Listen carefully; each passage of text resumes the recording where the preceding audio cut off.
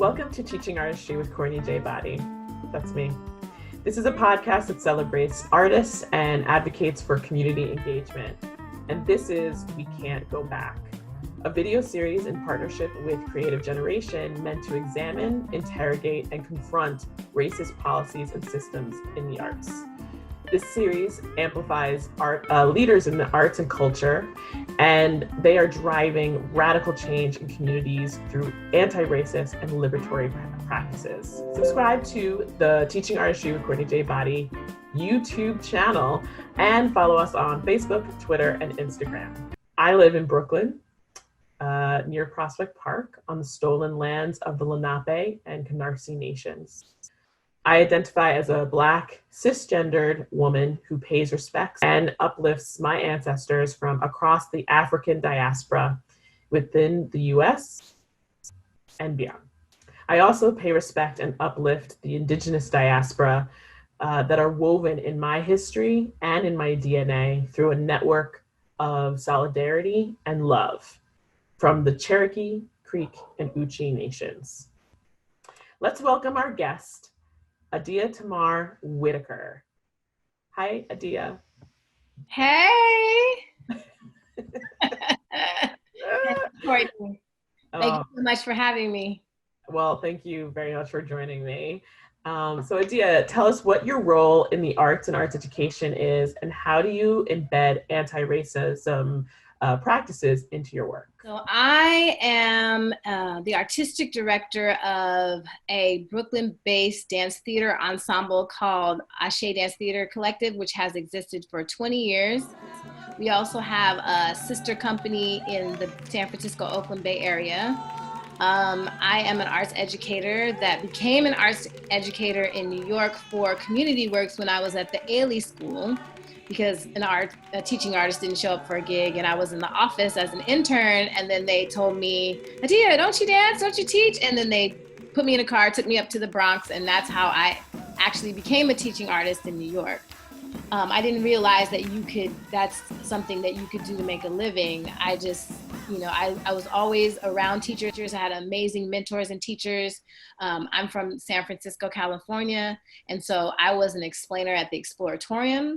And so I had amazing mentorship from working there as a teenager. And so I was always around the arts, and I was like a dancing youth. And so it just was a natural progression of my life. So I am also a dancer I think my niche is I dance for a lot of spoken word artists. The most renowned one is Mark Bamuti Joseph, who's now works at The Reach. He's my homeboy. And so we've worked together since the beginning of our early 20s, and I'm 44 now. So I work with spoken word artists as a performer. A regular just dancer, contemporary. I'm also, I've studied Haitian dance since I was 18 years old. So I also teach master classes in Afro-Caribbean Haitian dance. I travel to different parts of the African diaspora, and I study the dance in cultural context, performance context, and the history of revolutionary politics in the places that I go to.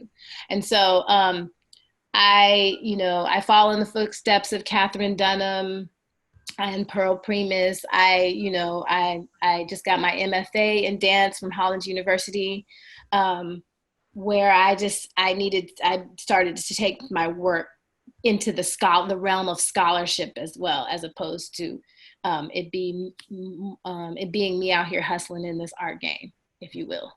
As an artist, I'm really into the concepts that shape tradition as kind of a way to open space for people to learn about each other. So even in traditional dance, right? Traditional dance, and I'm speaking specifically about dance from Haiti, or my family's from South Carolina. So traditional dance, ring shouts that come from South Carolina, any kind of African Diasporic Folklore is survival music, right? It's the music that we use to heal ourselves and survive. And so sometimes when you are performing or you're teaching these things, people have the tendency to be like, no, I don't understand. They're singing songs in a language I don't understand, or they're doing something in a language I don't understand. But if you focus on the concept that shapes tradition, if you focus on the life cycle things, birth, death, love, harvest, any kind of life cycle thing, this is the way that I feel that audiences have been able to enter my work as a traditionalist, and also somebody that is very proud to be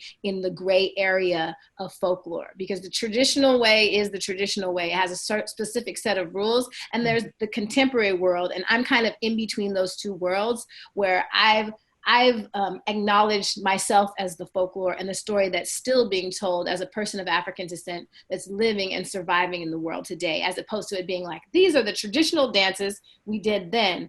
I now look at how these traditional dances exist today in our culture. How do the costumes look? If these characters were thrust forth into 2020 or 2019, like, how do they look now? How are we using this language now? Because it can't just stay back then. And that's what prevents young people from becoming involved in folkloric traditions, because they'd be like, oh, that's what the old people do. But I'm like, no, you do it too. That's why you got skeletons all over your clothes. Why you think you're walking around with all these ancestors all over you? Like, it's not an accident that's not just a fashion. There's actually we call it something in folklore. So I think making those connections, that was one of my really big things when I started teaching, was making the connections between the past and the present for young people, because nobody was coming behind me. When I was young and I was teaching, there was not a new group of young people that were coming to get the folklore and push it forward. They weren't interested. They were like, we like into hip hop. And I'm like, hip hop is folklore.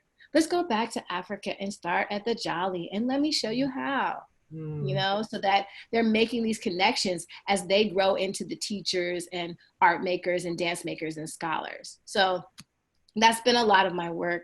Growing up in San Francisco, you grow up in a community of arts and activism. So sometimes when I'm on these platforms and people are like, how do you integrate arts and activism? And I'm like, well, there's really no separation between the two. It's not like one happens and the other doesn't, and sometimes, as narrative dancers that embody this kind of art and activism and encapsulate it, you don't get access to certain resources because you're seen as like, oh, that's narrative dance. That's not abstract. Like, there's this division between like the narrative art world and then the abstract. But to me, it's all somebody's story. So there's no need to separate.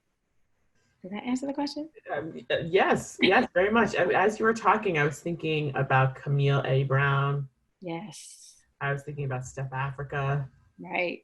And I'm sure there's many others, but those are the ones that, like, definitely that idea of the connection that you're talking about from our history or folkloric into understanding why we do social dance or why we wear certain fashion or whatever, or music. And I was also thinking about Bettina Love. I'd seen her speak at a conference about this like genetic memory that African culture has griots, storytelling, and how do kids naturally have this like rhythm or this ability to, I'm doing this because I'm remembering she played a clip of a little kid who's maybe 2, and he's literally rapping. He's not saying anything. Like, there's no actual language, but he's got this rhythm. He's like, and he's going, and it's like, how does that kid know that? I think a really big question is, how do the children not know that, right? We have it until somebody tells us that we don't, right? Until they tell us we're wrong or we're doing something that we're not supposed to be doing. And, I think part of the reason why I wanted to travel around the world and into the diaspora is because I would see children, like just what you're saying, children that were like 3 years old, like dancing to drums. They understood drum language, and I knew that that was something that was missing in my heart, because, when the drum was taken away in North America, it was like ripping the heart out of a person, right? And if you take the heart out of a person, they're like dying. And so the fact that African Americans were able to survive, although the heart had been ripped out of their people, is extraordinary. And so when you return the drum to our communities, it's an act of revolution. You're putting the heart back into the community, whether it's pencils knocking on tables, or it's through beatboxing, or the physical African drum. But that was such a strategic and very smart move. Like, slavery was brilliant. You know what I'm saying? It was very well crafted, because that was a brilliant move to like take the heart. Like, how do you kill a person? You just snatch a vital organ out. And so drum is just, but to them, what was their way of justifying it? It was through the drum, they are sending nefarious messages, as opposed to what you're talking about. You took something that was at the center, at the core, and took it away or made it unlawful. It's important to understand that many people, this is not as simple as white and black. Nothing is ever that simple, right? It is about believing in things you can't see. And when you if so many people are believing in something that other people cannot see, then it becomes dangerous to the people that are looking at them. Like, we don't understand what they're doing. We can't decipher it. We can't find a way into it to manipulate them through it. So we have to take it away. Right? And so I think that there's so many people on the earth, and that come from people, and that are people that believe in things that we can't see, and have faith in things that we can't see, and that is an important part of the work I think I've been moving towards in terms of like embodiment work, because, there's this like trend in mindfulness and mind body centering. And so as a mover, as a contemporary dancer, when I step into these spaces, there's all this talk and jargon. And I always find myself feeling like something's wrong with me, because I'm like, I can't get to my synovial. Like, I just got in the room. How am I going to get to my synovial fluids and balance the bowl of soup on my sacrum? And I'm thinking about it, who's going to pick up my kids? Okay, my husband's going to pick up the kids. Okay, we got to eat. I have all these things that just to get me in the room was so much work. So and I really was feeling the privilege in that space, because people, the dancers, they were just, and it had nothing to do with younger and older. It was just whether, how buried you were. And I felt like I was so far away from, okay, Adia, there's a snake in your back. There's an owl in your face. And I was like, there is a snake in my back. Why do you say there's a snake in my back? And they'd be like, well, in Eastern philosophy. And I'd be like, but what about your Norse folklore? Like, I know my African snakes. I know where why don't you're still going to someone else's culture and you're not taking in the work? So I had to make my own thing, because I was like, I'm going to do my own embodied physiology of Yoruba folklore and Dahomey folklore and Congolese folklore, because that's where I'm coming from. And unfortunately, in the mindfulness world and the mind-body centering world, I'm not shutting my eyes and putting my feet flat on the floor, because I don't know if I can trust you. And that's real. I'm not there. I'm not going to just walk in and ding, and we're going to go. That's not where I'm at. I've had to keep on my survival masquerade all day to navigate this society. And now I walk into a room. I was trying to figure out how I could get people like me, anybody that was buried underneath life, to the place where we could balance bowls of soup on our sacrums and owls in our face and rivers. And it really feels like your artist self and your teaching self really are very, very intertwined, which is beautiful.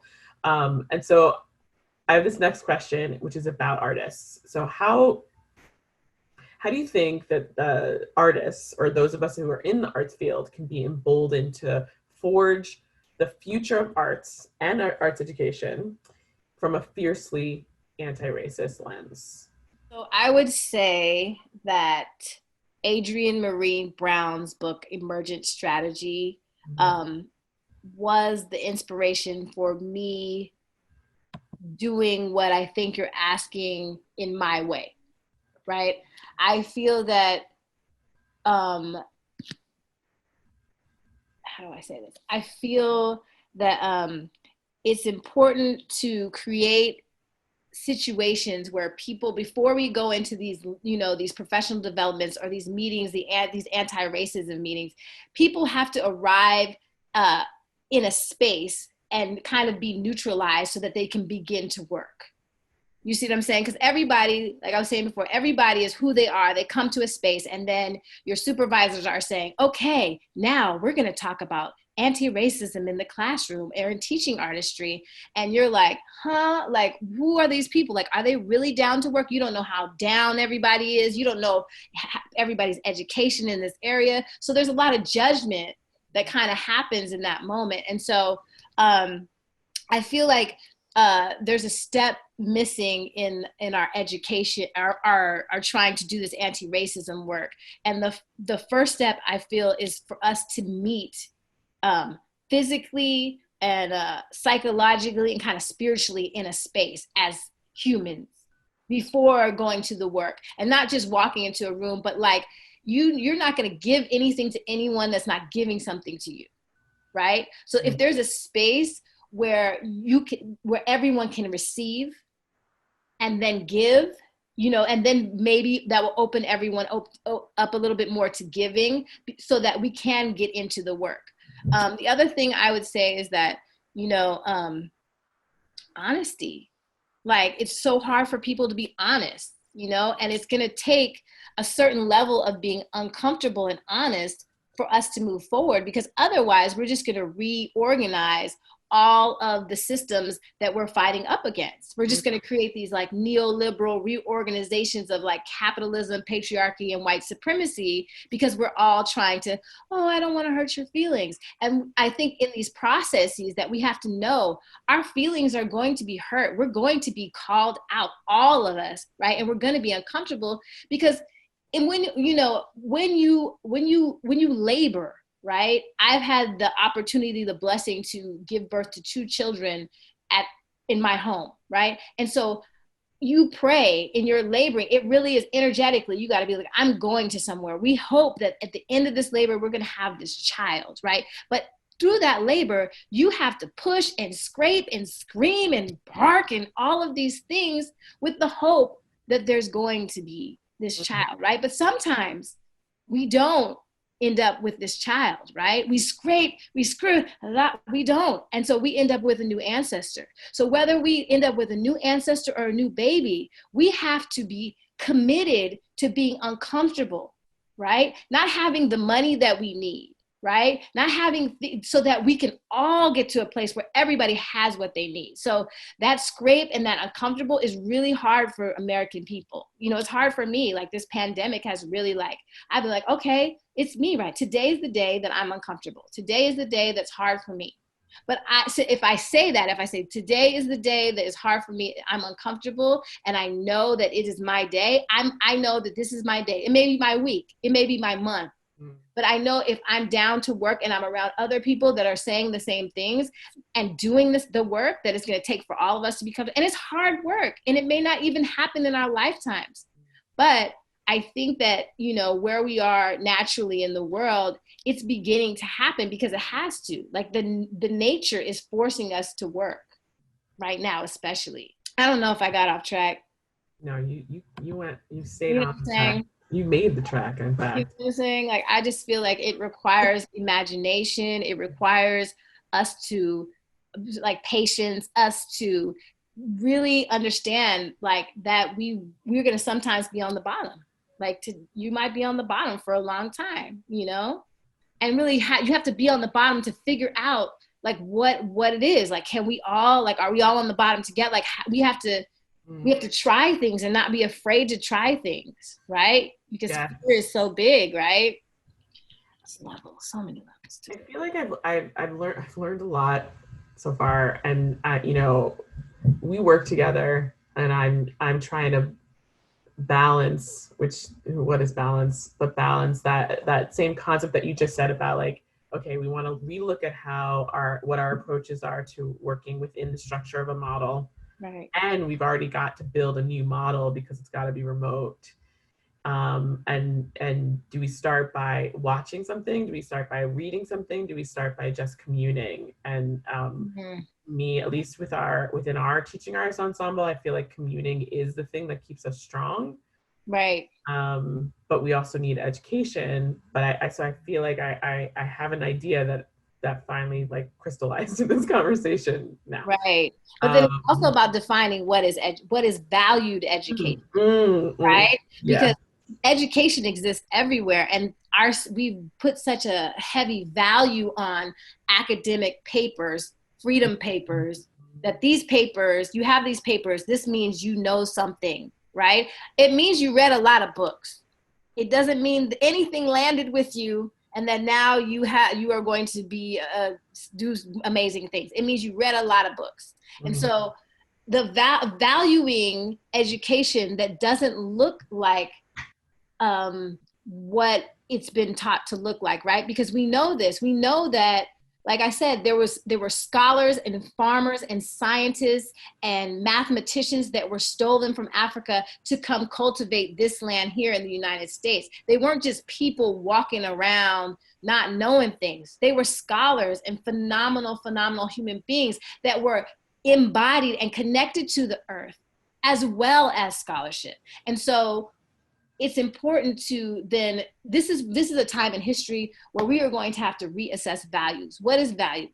Like, is money more important, or are your relationships more important? Because money is not even real. So it's about value. And so the organizations I feel that we work for, or that I work for, I should say, is that if you hold on to the old value system, it doesn't work anymore. It's not relevant. And there's some things you can hold on to, but we're really at a place where it's opening up and there's a struggle to hold on to the past and the old values. But people are saying, like, I don't think that's what's valuable to us anymore. It doesn't serve us. So it seems like, so, it's really about values and what you value as education, and what's valuable to the organization. Like, what are the values, not even connected to money, because money is important. You need money. I'm not saying that, but what are your values outside of the organization? Like, do you really value, like, the land, like, that we're on? Do you really value people of color more than your diversity and inclusion hires, more than your Black Lives Matter statements that are like trying to keep us off you because you have to send them because you have to show that you're down, but then that was it? You just sent them the emails, the texts, like, what are you really doing? You know what I'm saying? Like, why do Black Lives Matter to you now and they didn't, like, back right there? Let's get to the next question. You're driving right to it. So what do you think a liberated and racially just world looks like? Is it around those values that we've reconfigured? There has to be a baseline set of values, right, for us to be like, okay, these things are important and this is the baseline, right? So I think as a country, there has to be some baseline values that need to be absolutely thrown away, reevaluated, reassessed, and rebuilt, right? I think there also needs to be honor for the values of the individual. It's that balance between the I am we, right? The community versus the individual, and that balance. And in African culture, like in many cultures around the world, it happens a lot better. And for me as an artist, right, even in terms of returning to the halls of academia and getting my MFA, they love to throw this Audre Lorde quote, you cannot rebuild the master's house with the master's tool quote, right? So I was like, yes, I'm going to make some new tools. I'm not going to use the master's tools. But then when you try to make your own tools and you start to rebuild, the people are like, oh, you really did that? Like, oh, you really were, well, we were supposed to say that, but that's not really, you like can't get anything done if you don't use the master's tools because they don't even recognize your tools. My thing is, like, people like me and teaching artists, people that share this lineage of artistry, that are artistic people, like, our tools aren't even recognized. You see what I'm saying? And so until it's a tricky thing, because I'm like, is it that the master has to recognize our tools in order for our tools to be valued and then able to be used? Because that's whack. So if I have my tools and me and all the homies have our tools and we're saying, like, look, this is a tool, we can do that, but the master never acknowledges or sees value in our tools, then how do we So then that means we go and we have to separate ourselves. But every time somebody separates themselves, you know, Tulsa. So your point about the tools, remastering the tools or making new ones, it is reminding me of something very real that you're saying, that unless white people or those who have power, who mostly are white people. Right. Because whiteness doesn't just live on white-bodied people. True. That okay. Well, do you want to go there for a second? I mean, whiteness is embodied, right? Whiteness is a construct. Blackness is a construct, right? And it was developed in order to create inferiority and superiority and inferiority, right? And so when you have people that migrate to this country, like really, you only have two things you can step into. You can be white or you can be black. Like you want to be Filipino, you want to be, Croatian, but really, do you want to be like them or do you want to be like them? So whiteness and blackness are, somebody made those concepts up, and then after that, we all believed in them. So that's the thing, is if we make new tools, how do we get people to believe in them the way that they believe in whiteness and blackness? Mm-hmm. So now I don't even have to say what I was going to say, because you just... Right. So that's what we have to do. We have to create something that's going to make people believe in the new tools. But see, that's the thing, is that if the master's belief is more important, the master's belief the master's value system, because when the master says it is so, then we're like, oh, now that's the new thing. Mm-hmm. It's kind of like the Wiz, right? Children, the color is red. So I don't know, and I think it's okay not to know. Yeah, totally. I mean, it's a made up question. Right. I made it up. Right. And it's mainly because I want to have a better understanding of what we're driving toward.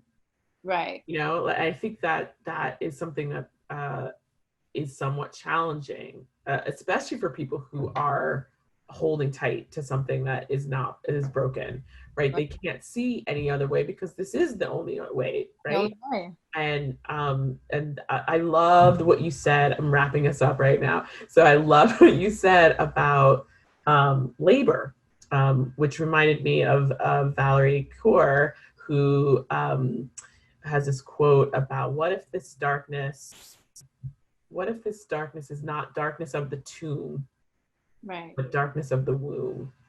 Right. And the work that we have to do in terms of labor of birthing a new nation is, and like, I love that metaphor around nurturing and love and revolutionary love and valuing culture that is not this current dominant culture, which is about extracting and pushing and oppressing everybody else, but actually what you were talking about with how do we create a new set of values that actually we can start to embody and enshrine through government, right? How do we do that? We need to do that. Yeah, I love this conversation. So real, I'm fiending for this conversation so bad because I'm ready to do the work, but like, it's been a lot of years of like, let's do it. And like I said, what the master said, it just becomes embodied in like the values. You try to surround yourself with people that have the same values or are living in similar value systems, so that you don't go crazy and you don't think like, oh, something's wrong with me. Because now people are like, oh, that's what you were talking about. And you're like, yeah, this shit isn't real. Like, we can make it whatever it is. Like, so. Well, thank you so much for just being you and hitting a whole bunch of light bulbs off, or sending, or whatever that this is for me. Yeah, thank you. Period. I had fun. I love to run my mouth. Well, thank you everybody for watching Teaching Artistry with Courtney J. Boddie. This conversation and more will be on the audio podcast. So subscribe to SoundCloud, Apple Podcasts or wherever you get your podcasts. And if you don't, you should start listening. I love what Adia is talking about. Like, we got to change our system. So we won't go back. We can't go back. Onwards. Now is my time to shine. When your time comes, don't postpone it. When others doubt and out, you don't condone it. Truth be told, yourself is your toughest opponent. When your moment comes, grab hold and own it. Never let go, stand tall and hold tight. Overcoming obstacles is the objective in life.